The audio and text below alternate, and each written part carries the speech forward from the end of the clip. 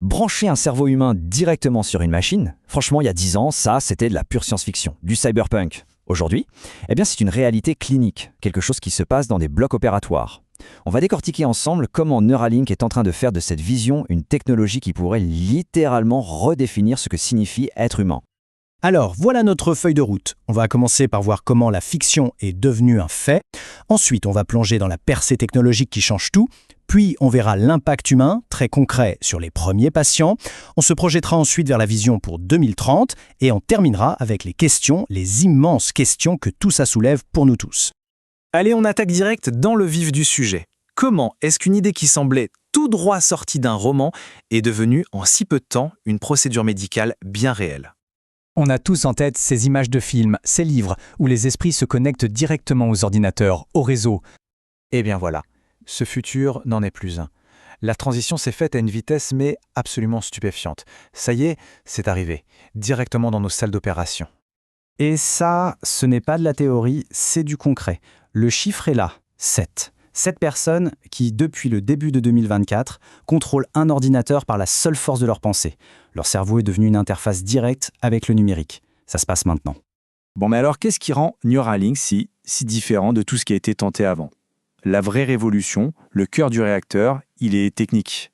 Et ça tient en 2 mots, bande passante. Pour qu'on se rende bien compte, regardons notre propre débit. Quand on parle, quand on tape sur un clavier, on sort l'information à moins d'1 bit par seconde.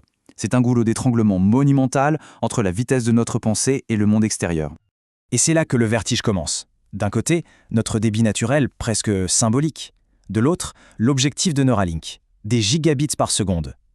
On ne parle pas d'une petite amélioration là, c'est un changement total de dimension. L'analogie est juste parfaite, elle résume tout.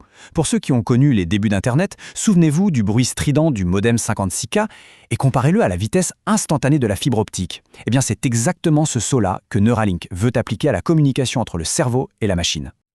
Ok, la technologie est fascinante, mais au-delà des chiffres, qu'est-ce que ça change concrètement dans une vie ? Allons voir l'impact direct sur les premiers utilisateurs. C'est là que tout prend son sens. Et les histoires sont incroyables. Prenez Nolan. Non seulement il a pulvérisé le record du monde de contrôle par interface cerveau-machine, mais surtout, il a pu reprendre un travail, des études. Pensez à Brad Smith, qui peut à nouveau faire ce geste si simple mais si précieux, envoyer un message à ses enfants depuis le parc.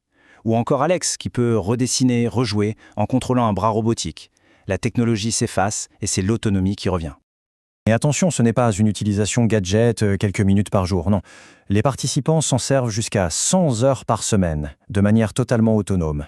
Ça montre à quel point ce système devient une partie intégrante, fiable, presque naturelle de leur quotidien. Ces premiers succès sont énormes, c'est vrai, mais la vraie question c'est « et après, où est-ce qu'on s'arrête ?» Eh bien, la feuille de route de Neuralink jusqu'en 2030 montre que l'ambition va bien au-delà de la seule motricité. Le prochain grand chapitre, il a un nom, Blindside. L'idée de départ, c'est de restaurer la vue. Mais l'objectif ultime est encore plus fou. Permettre une perception au-delà du spectre visible pour l'œil humain.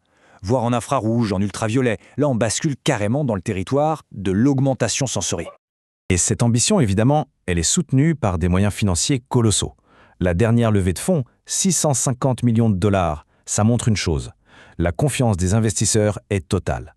Ils croient dur comme fer à la capacité de l'entreprise à réaliser cette vision.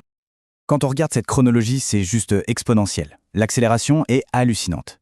D'ici 2030, le plan, c'est de passer d'un seul implant à des systèmes multiples qui gèrent la vue, la parole, le mouvement.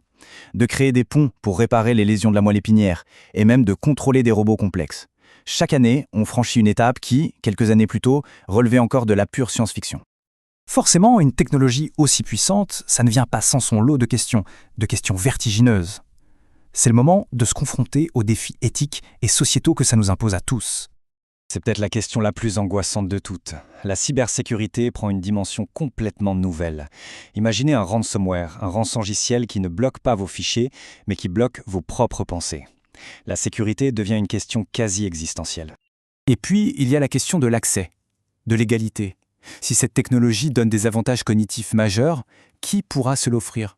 On court le risque de créer une fracture sociale d'un genre nouveau, une fracture non plus économique, mais neurologique. Et c'est là le cœur du dilemme. Au début, l'outil sert à réparer, à soigner. Mais très vite, il pourra améliorer au-delà de la norme humaine. Alors, où est-ce qu'on trace la ligne? Où s'arrête la thérapie et où commence l'amélioration? La capacité, par exemple, d'apprendre une langue en une seule nuit. Cette citation, elle résume parfaitement l'enjeu final. On ne parle pas seulement d'un appareil médical, on parle potentiellement de la toute première brique d'une infrastructure neuronale mondiale, d'un réseau d'esprits connectés, une sorte d'Internet de la pensée. Et c'est là-dessus qu'on va se quitter. La connexion est établie, la porte est ouverte, la question n'est plus de savoir si le cerveau peut parler au cloud, ça c'est fait. La vraie question c'est, est-ce que l'humanité est prête à gérer les conséquences d'une conversation aussi intime et aussi puissante ?